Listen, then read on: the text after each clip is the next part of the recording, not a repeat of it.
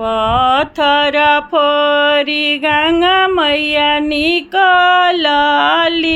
सिर सखुआ तुड़ी देली हो। ए गंगा मैया चारो कोने कैलू छाछकालतयब गंगा शरण लेली हो।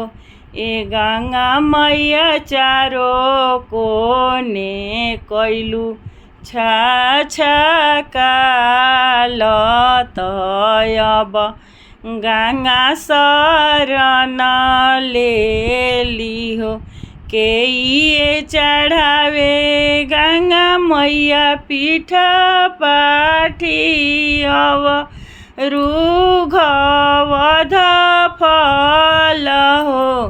ए गंगा मैया के ये चढ़ावे जोड़ा हंस तयब गंगा शरण लेली हो।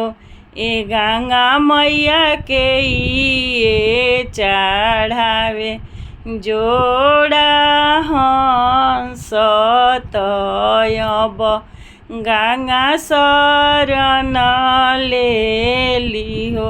लोग बग चढ़ावे गंगा मैया पीठ पाठियव रुघवध फल हो। ए गंगा मैया राउर सेवखा चढ़ावे जोड़ा हंस तयब गंगा शरण लेली हो। ए गंगा मैया राउर सेवखा चढ़ावे जोड़ा हंस तयब गंगा शरण लेली हो।